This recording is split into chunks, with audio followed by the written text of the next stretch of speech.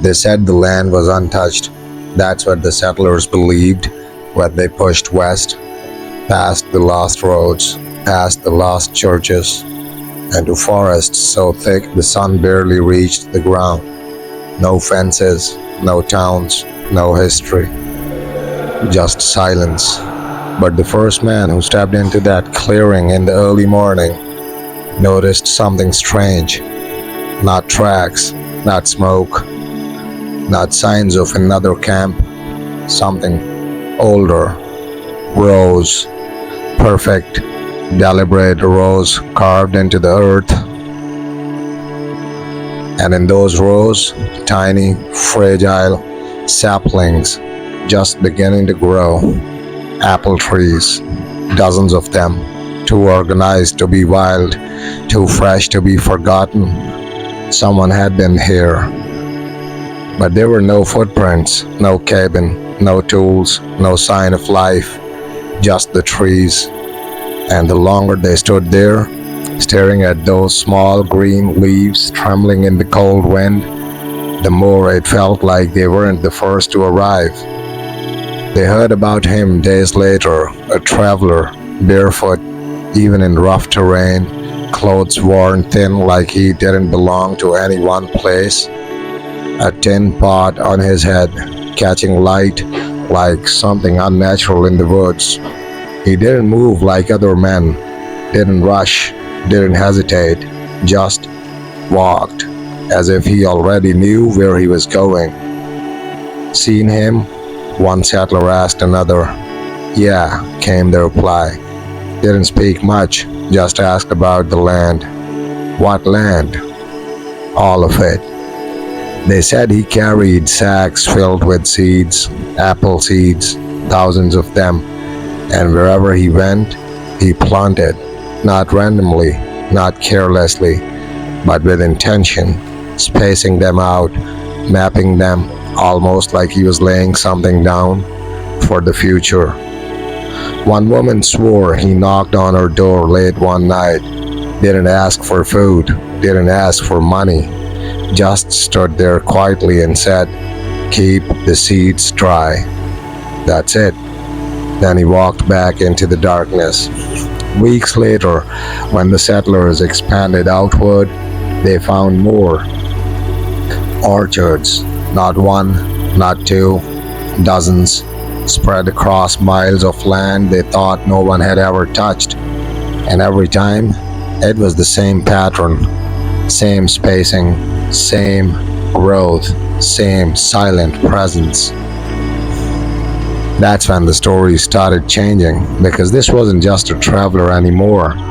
This was someone who was always ahead of them. Before a town existed, he'd been there. Before a road was cut, he'd crossed it. Before a family settled, he'd planted something waiting for them. Who is he? Someone finally asked. And an old man who had seen him once at the edge of a river at sunrise just shook his head slowly. He doesn't belong to us, he said. And maybe that's what unsettled people the most. Not what he did, but how he did it.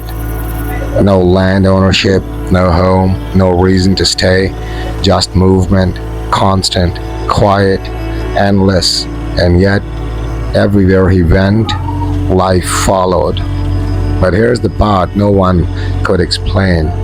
Some of those orchards appeared too fast, saplings turning into trees quicker than they should, fruit appearing earlier than expected, as if time moved differently wherever he had been. By the time the most people heard his name, Johnny Appleseed, he was already gone, somewhere deeper, further west, ahead of them, always ahead. And the trees, they stayed, growing, waiting, spreading, like he had planted more than just apples, like he had planted a presence. At first, it was just stories, the kind people tell at night when the fire burns low and the forest feels a little too close. Small things, easy to dismiss. A man claimed he saw Johnny walking along the riverbank at dawn. Not unusual, except when he went down to follow the same path later that morning, there were no footprints. Not in the mud, not in the wet sand, nothing. Like the ground itself had refused to remember him. Another family swore he stayed with them for 3 nights, slept on the floor, ate almost nothing, spoke even less. But on the second night, the youngest child woke up and saw him standing outside, not moving, not planting, just standing in the orchard behind their cabin, perfectly still, facing the trees, as if he was listening to something no one else could hear. When the father asked him about it the next morning, Johnny just smiled faintly and said, "They grew better when you don't disturb them." That should have been the end of it. A strange man, a strange habit, nothing more. But then came the pattern. Wherever Johnny went, animals changed. Hunters began noticing it first. Deer won't run, not immediately. They would stand still, watching, as if they recognized something in him. Birds gathered in larger numbers than usual, settling into the young trees before they should have been. They should have even been strong enough to hold them. And wolves? Wolves never came near. At once. One trapper wrote in his journal that he followed Johnny for half a day through dense forest. Curious, suspicious. He wanted to see where he went. But the deeper they moved into the woods, the quieter everything became.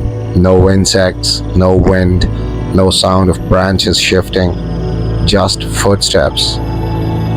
One set ahead, one set behind, until suddenly there was only one. The trapper stopped, looked down. His own tracks were there, but the ones he had been following, gone, mid-step, as if the man he was tracking had simply ceased to exist. He turned back immediately, didn't speak about it for years, but the orchards, they kept appearing, always in places that mattered, near fresh water, along routes settler would eventually take, all the edges of the land that would become towns years later. It was too precise, too intentional, like someone wasn't just planting trees, they were preparing something. And then came the whispers.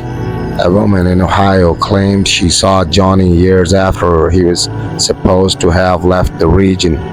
He looked the same, not older, not tired, just unchanged. She called out to him. He turned, nodded politely, and said something that stayed with her for the rest of her life. "I've already been where you're going." She hadn't told him where she was heading, not to him, not to anyone. Another man, half drunk, half terrified, insisted Johnny warned him not to settle on a piece of land near a low valley, said the ground was wrong. The man ignored him, built his home anyway. The first winter, everything froze, crops died, water turned bitter, livestock refused to drink. By spring, the man had abandoned the place completely. He never saw Johnny again, and slowly, without even agreeing to it, people stopped treating him like a normal man. They stopped asking where he came from, stopped wondering where he slept, stopped questioning how he always seemed to know more than he should, because the truth was simpler and far more unsettling. He wasn't following the frontier, he was guiding it. Every orchard a marker, every path he walked a suggestion, every place he touched eventually becoming something bigger. And the strangest part, he never stayed to see it happen. By the time a town grew, Johnny Appleseed was already gone, somewhere else, planting again. But a few people, the observant ones, started noticing something else, something that didn't fit the story at all. Not every orchard he planted was meant to be found. Some were deeper, hidden, far from any future road, far from any settlement, places no one had reason to go, and when people accidentally stumbled onto those, they felt it immediately. The silence was heavier, the trees thicker, older than they should have been, and no matter how long they stood there, it always felt like they weren't alone. They weren't meant to be found. That's the first thing people agreed on, though no one ever said it out loud, because the orchards closer to the settlements made sense. They were useful, predictable, almost generous, but these were different. A group of surveyors stumbled onto one by accident. They had been mapping land that wasn't supposed to be touched for years, too uneven, too dense, too far from any water source worth settling near, and yet there it was, an orchard, not young like the others, not newly planted. These trees were thick, twisted, bark darkened with age, like they had been standing there for decades longer than anyone could explain. Branches stretched outward in unnatural directions, overlapping each other so tightly that sunlight barely reached the ground, and beneath them, nothing grew. No grass, no flowers, no fallen fruit. That's what stopped them first, because apple trees drop fruit. It rots, it feeds the soil, it attracts animals. That's how nature works. But here, the ground was clean, too clean. One of the men reached down, brushing aside leaves, and froze. The soil wasn't soft, it wasn't loose, it was compact, pressed down like something had been walking there, over and over, for a long time. Animals? Someone asked. But there were no tracks, no droppings, no sound of movement anywhere nearby, just trees and the feeling that something had passed through many times. They didn't stay long, didn't mark it on the map, didn't talk about it much afterward, but word still spread quietly, the way these things always do, and soon others came forward. A hunter who claimed he found an orchard miles off any known trail said he felt watched the moment he stepped inside, not from one direction, but from all of them. He tried to leave immediately, walked straight back the way he came, and ended up deeper inside, tree after tree, the same, rows that didn't seem to end, paths that curved when they shouldn't, distances stretching longer than they had any right to. It took him hours to find his way out. When he finally did, he noticed something that made his hands shake. The sun hadn't moved. What should have been hours had barely been minutes. He never went back. Another story came from a woman traveling with her husband between settlements. They stopped briefly to rest near a cluster of trees. She wandered a little too far, just far enough to step into it. An orchard. At first she thought it was beautiful, quiet, still, peaceful in a way the outside world wasn't. But then she noticed something hanging from one of the branches. An apple, bright, red, perfect, too perfect. She reached for it, fingers brushing the skin. Don't. The voice came from behind her, soft, calm, familiar. She turned, and there he was, Johnny Appleseed, standing just beyond the trees, watching her, not angry, not afraid, just certain. She pulled her hand back immediately, heart pounding. Why not? She asked. He stepped forward slowly, not rushing, not threatening, and said something that didn't make sense until much later. Some things grow for people, a pause, and some things don't. Then he turned and walked away. She followed him out of the orchard, back to the path, back to her husband. When she looked back, the tree was gone, not hidden, not obscured, gone, like they had never been there. After that, People stopped calling them orchards. They started calling them something else, something quieter, something you didn't say unless you had to. His places, his places. And if you found one, you left immediately. No questions, no curiosity, because the pattern was becoming impossible to ignore. The orchards near people gave life. The ones far away, no one could explain what they were for, or why Johnny planted them, or what would happen if someone finally grew there the way it was meant to. For a long time, people told themselves a simple story. Johnny Appleseed was kind, a wanderer, a helper, a man who gave without asking anything in return. And to be fair, that part was true. He never charged for anything. If someone needed food, he gave it. If someone needed seeds, he handed them over. If someone needed guidance, he pointed the way. But the closer people got to him, the more they realized something didn't quite line up. Because Johnny didn't talk like other men. He didn't speak about land the way settlers did, not as something to own, not as something to conquer. To him, the land already belonged to something. You don't plant to take, he once told a farmer. You plant to return. The farmer laughed at first, didn't understand what he meant, but Johnny didn't explain. He rarely did. Instead, he would ask questions, strange ones. Do you listen when the wind moves through the trees? Do you notice which places stay quiet even when they shouldn't? Do you feel when the ground is ready? Not good land, not rich soil, ready. And that word stuck with people because Johnny treated different places differently. Some land he approached openly, walked through it, studied it, planted carefully.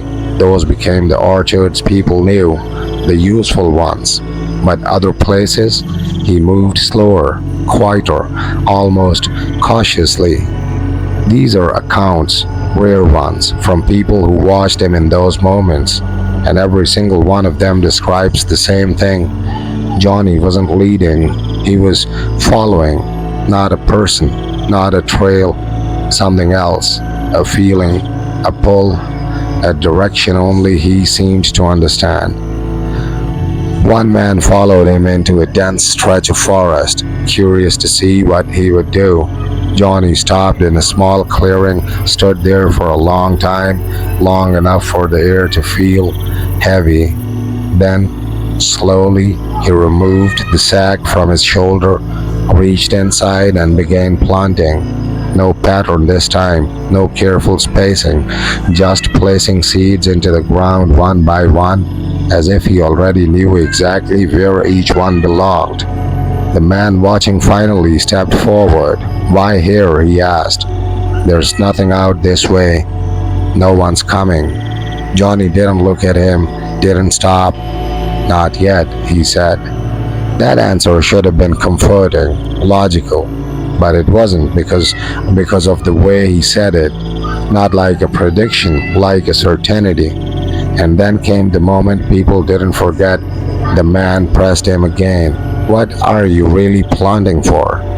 This time, Johnny stopped, slowly turned his head, and for the first time, there was something in his expression that wasn't calm, wasn't gentle, something deeper. You think these are for you, he said quietly. A pause. They are not. Silence filled the clearing. The man laughed nervously, tried to brush it off, but Johnny had already gone back to planting, like the conversation was over, like it didn't matter whether the man understood or not. Because whatever Johnny was doing, it wasn't dependent on belief. It was already in motion. After that, the stories changed again. People started noticing how selective he was. He would refuse to plant in places that seemed perfect, rich soil, open land, easy access, and then traveled miles out of his way to plant in places that made no sense at all, places that felt wrong. Low valleys where fog lingered too long, patches of forest where sound didn't carry, ground that stayed cold even in sunlight, and always the same quiet focus, as if he wasn't choosing those places, as if those places were choosing him.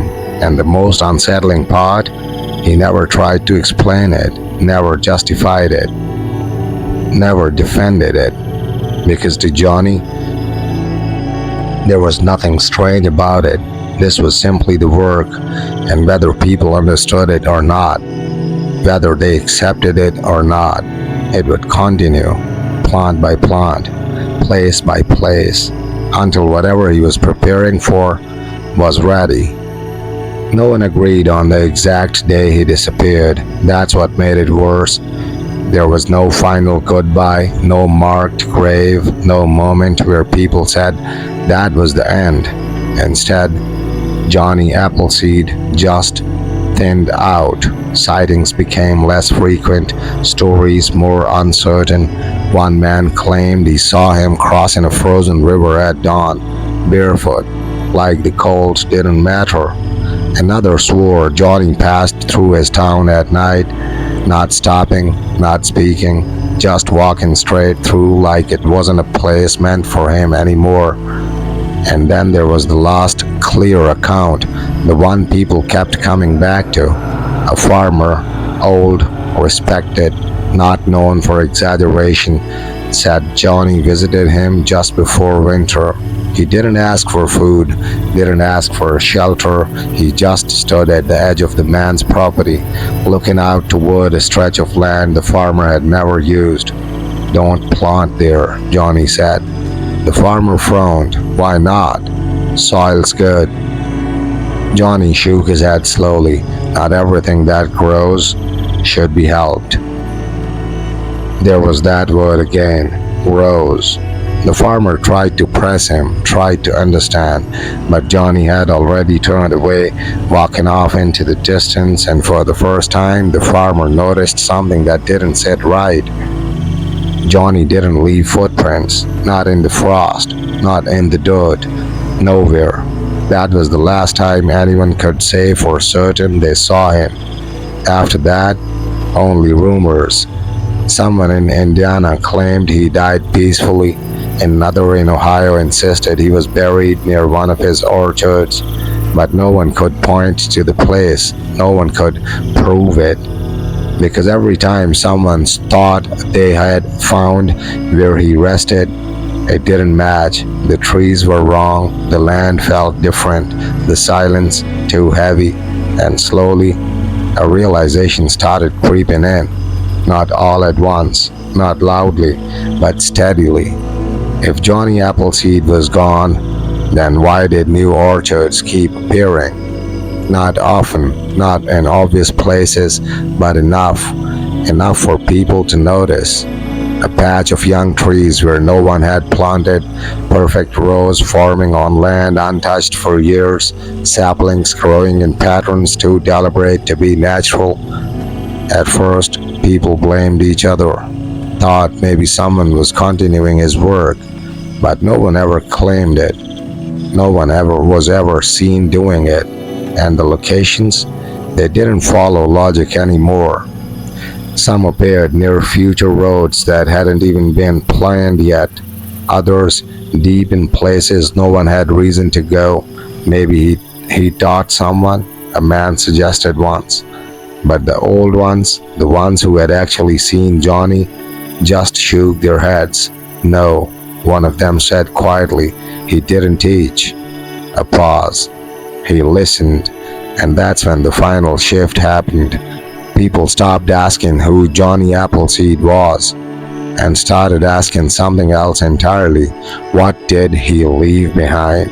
Because it wasn't just trees, it was placement, pattern, intention, a network of orchards stretching across land that would one day become towns, cities, entire states, some nurturing life, some untouched, waiting.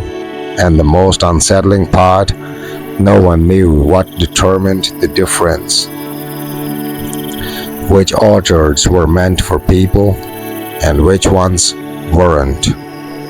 For a long time, people convinced themselves the story was over, that Johnny Appleseed belonged to the past, a strange figure from a stranger time, nothing more than a legend softened by retelling.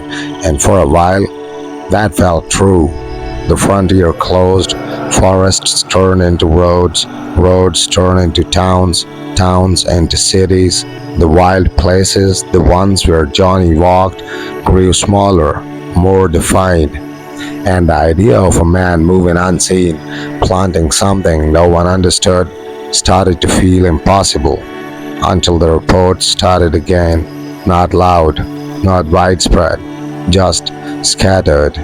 A hiker in a remote part of Pennsylvania claimed he found a cluster of apple trees deep in the woods.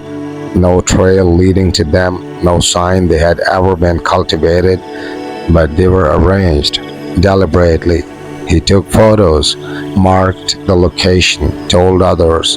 When a small group returned weeks later, the trees were still there, but something felt off. The spacing wasn't the same, subtle, almost noticeable unless you were looking for it, like something had adjusted them. Subtle, almost noticeable unless you were looking for it, like something had adjusted them. After that, no one could agree on the exact layout anymore. Another story surfaced years later. A survey team working land scheduled for development reported finding young saplings already growing in neat rows across a section that had been cleared months earlier. No one had planted them. There was no record. They removed the trees, cleared the ground again. Weeks later, they were back. Same pattern, same placement, like something was correcting a mistake. And then came the sightings, rare, quiet, easy to dismiss. A man walking along a highway at sunrise, barefoot, carrying something over his shoulder. A figure seen at the edge of a property line, standing still among newly planted trees, watching, always described the same way. Clothes too simple for the present day, movement too calm for someone who should feel out of place, and that strange, unmistakable sense that he wasn't lost. He was exactly where he intended to be. Most people ignored it. They pass by, look away, tell themselves it's nothing, because the alternative asks something uncomfortable. If Johnny Appleseed never really stopped, then what is he still planting for? Because the orchards are still out there, some thriving, feeding, becoming part of the world we understand, and others hidden, untouched, waiting.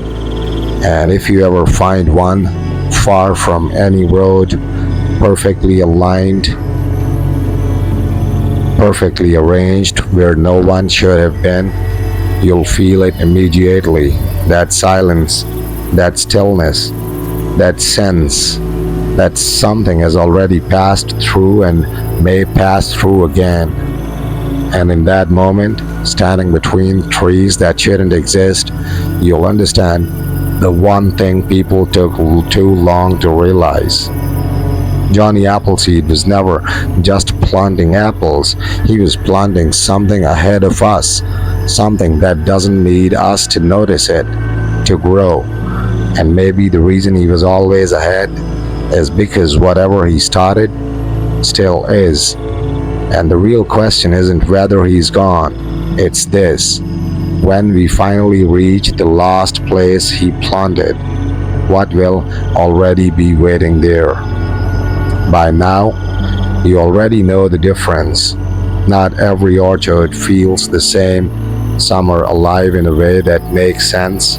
Children running between trees, fruit falling naturally, wind moving the branches like a normal living thing. Those are safe.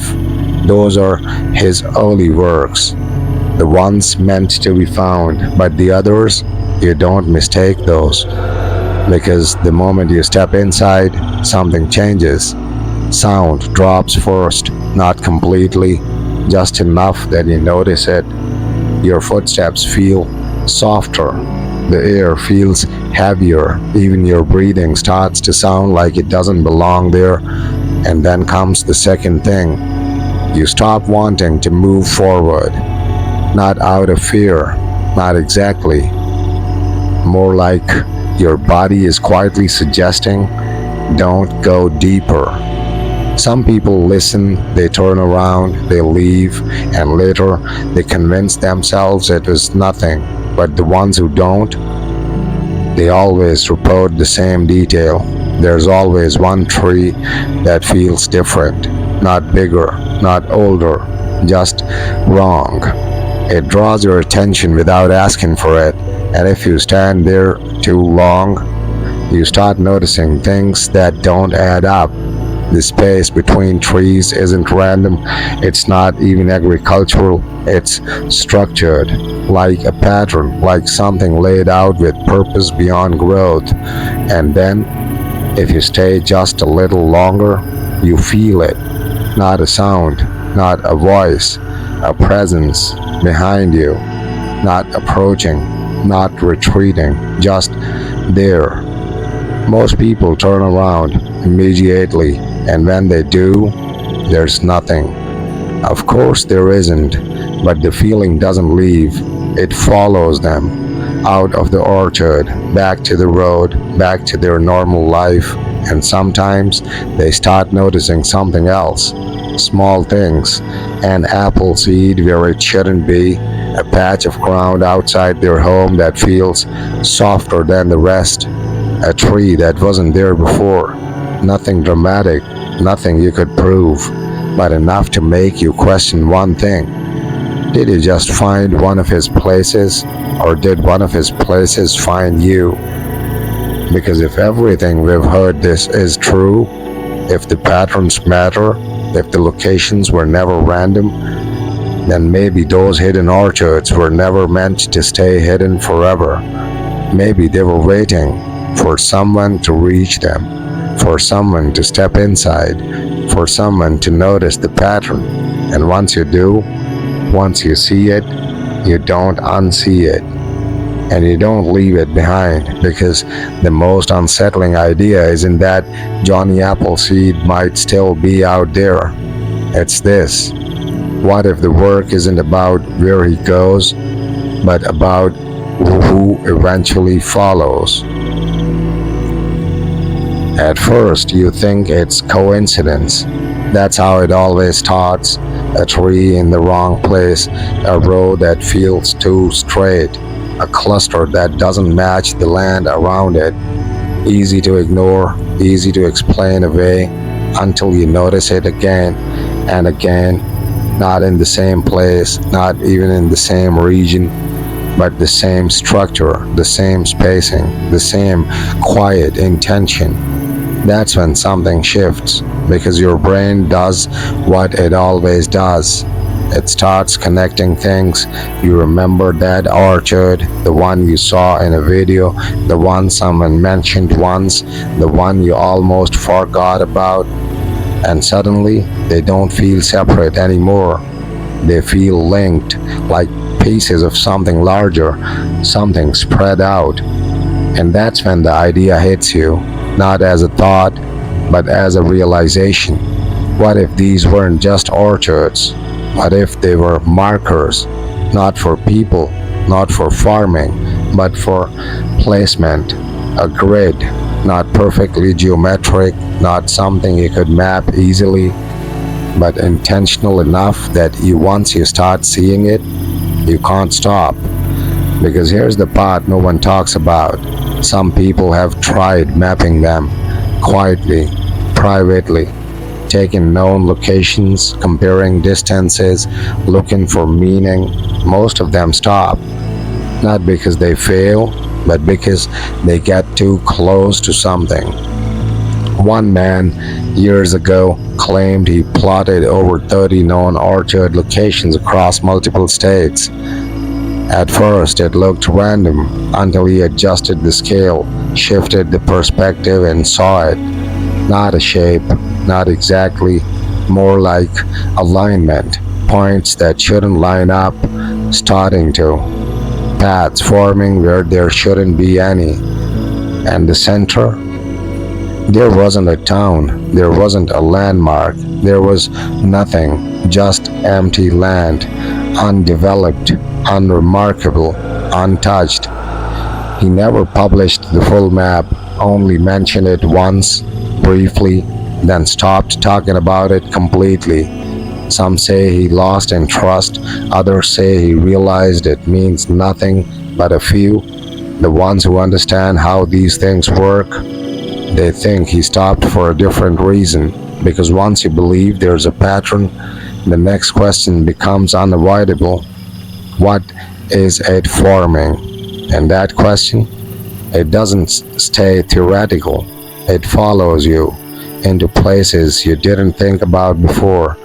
You start noticing land differently, trees differently, spacing differently, and then one day you see it in real life. Not a full orchard, not something obvious, just enough.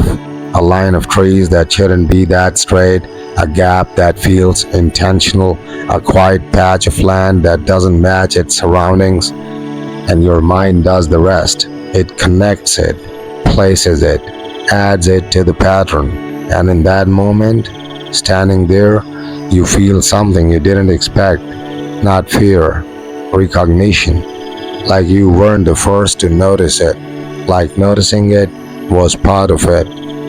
Because if Johnny Appleseed really was placing something, something that stretches across land, across time, across generations, then the orchards aren't the final piece. They're just the beginning. At some point, patterns stop being interesting and start becoming dangerous, because noticing a few connections, that's curiosity.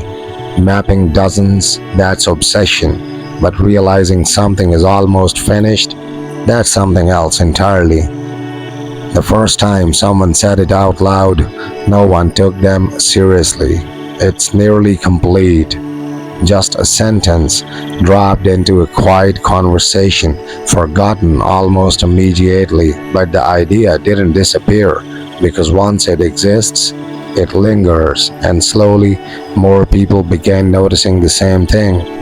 Not in obvious ways, not with clear evidence, just a feeling that fewer gaps remained, that the orchards, those known, those hidden, those barely recognized, were no longer scattered.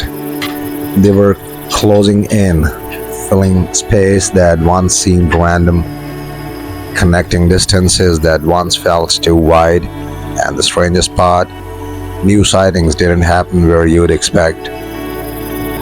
Not deep wilderness, not untouched forest, but closer, edges of development, borders between old land and new construction, places where something untouched meets something modern, like whatever this is adjusting, keeping pace. Because think about it, if Johnny Appleseed was always ahead, always planting before people arrived, then what happens when there's nowhere left to go? No more frontier, no more ahead, only here. That's when the pattern stops expanding and starts finishing. There are reports, quiet ones, from people who believe they've stood near what they call final points, places where multiple lines, if you trace them, seem to converge. Nothing dramatic, no monument, no visible structure, just land, ordinary at first glance, but the longer you stand there, the more something feels off. Like the air is waiting, like the silence isn't empty, it's expectant. And in those places, people describe the same sensation, not being watched, not being followed, but being accounted for, like their presence matters, like they've arrived at a point that was always meant to be reached. And that's where the thought becomes unavoidable. If this pattern was placed, if it's been growing quietly for generations, if it's been aligning, adjusting, continuing even after he was supposed to be gone, then completion isn't just an end, it's a trigger. Because patterns don't exist just to be seen, they exist to do something. And whatever this one does, it hasn't happened yet, but it's closer than it has ever been. And maybe that's when the sightings feel different now. Less distant, less rare, more present. Because if the final piece is placed, if the last point connects, then whatever Johnny Appleseed was preparing for won't be ahead of us anymore. It will be here, everywhere, all at once. And when that happens, there won't be a warning. There won't be an explanation, just a moment, quiet, subtle, almost unnoticeable, where something shifts and the world we thought we understood realigns into something we don't. And if you've been paying attention, if you've started seeing the pattern, if you've ever stood somewhere and felt like it mattered more than it should, then you might already be closer to it than you think. Because the final question isn't whether the pattern is real, it's this.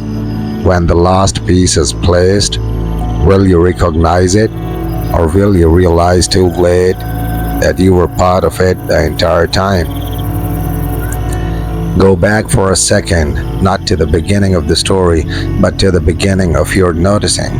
The first time something felt off, a tree where it shouldn't be, a place that felt too quiet, a pattern you couldn't fully explain. At the time it meant nothing, just a moment, easy to forget.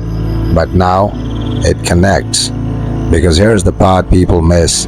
Patterns like this don't need everyone. They don't need attention. They don't need belief. They only need enough people in the right places at the right time. And suddenly, all those scattered stories don't feel scattered anymore. The hiker, the farmer, the survey team, different places, different years, different lives, but all of them stood exactly where they needed to stand, saw just enough, and then left, not stopping it, not changing it, just continuing on. And maybe that's the point, because if this was something meant to be hidden, it would have stayed hidden. If it was something dangerous in an obvious way, people would have avoided it. But this is subtle. It doesn't push you away, it doesn't pull you in, it just exists around you until one day you're close enough to notice. And that's all it needs. Because once you see the pattern, once your mind starts placing the pieces, you become part of the system that carries it forward, not physically, not in a way you can measure, but mentally. You remember locations, you recognize spacing, you feel when something is off, and without realizing it, you start doing exactly what others did before you, observing, connecting, passing through. And that's when the final realization settles in. Johnny Appleseed didn't just plant orchards, he created a structure that moves through people, through awareness, through memory, through recognition. A pattern that doesn't just exist on land, but in the way it's seen. And that's why it never stopped, because it was never dependent on him staying. It only needed him to start it. And once it began, it could continue on its own, growing quietly, spreading invisibly, not through seeds alone, but through those who notice them. So now the question changes. It's no longer about Johnny or the orchards or even the pattern itself. It's about something much simpler, something much closer. Now that you see it, what are you going to do with it? At some point, the story stops feeling like history and starts feeling like memory you don't remember living through. Because if you followed everything, The sightings, the orchards, the pattern, the silence between the trees. There's one conclusion you kept avoiding. Johnny Appleseed was never building something new. He was revealing something that was already there, not in pieces, not in fragments, but in full shape, spread across distance and time. And the orchards, they were never the goal. They were just the visible points, like pins on a map you were never shown the full version of. But the final alignment doesn't happen in the forests. It doesn't happen in history books. It doesn't even happen in the past. It happens now. Because somewhere, in a place you could walk through without ever realizing it matters, there is land that feels ordinary, flat, quiet, unmarked. But if you stood there long enough, really long enough, you'd notice something subtle.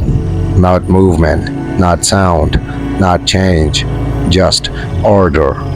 Not natural order, not human order. Something in between, something patient, something finished, except for one missing point. And that's when it hits you. All the orchards, all the sightings, all the stories that never fully matched, they weren't scattered. They were waiting positions, and now they're almost complete. Not because Johnny is still planting, not because someone is continuing his work, but because the world itself has carried it forward without permission, quietly, automatically, patiently, until it became something you could no longer separate from reality. And in that final realization, there's no thunder, no revelation, no dramatic collapse of understanding, just stillness. The same kind of stillness people described in the orchards, that feeling that sound doesn't belong here, that movement feels unnecessary, that everything has already been decided long before you arrived. And then, for a brief moment, you understand what Johnny Appleseed really was. Not a wanderer, not a legend, not even a man defined by what he planted, but a marker of direction, a quiet force moving just ahead of human expansion, ensuring that wherever life went, wherever life went, it had something waiting for it. And maybe that's why he was always gone before people arrived, because his job was never to stay. It was to be first, everywhere. And now, standing at the edge of everything he had left behind, there's only one question left that still matters. Not who he was, not what he planted, not where he went, but something far more unsettling. Because if the orchards were placed before us, and the pattern has continued without him, and the world has unknowingly completed most of it already, then the final piece was never about discovery, it was about arrival. And the question becomes quiet, simple, unavoidable. When everything is finally aligned, what exactly is supposed to arrive? And somewhere out there, in a place you've never thought to look, an orchard is already waiting, perfect, silent, complete, except for one thing, a single space, still empty, still open, still waiting for the last thing to be placed. And when it is, there won't be a story left to tell, only recognition and the realization that it was never coming toward us. It was already here, just waiting for us to notice it in full.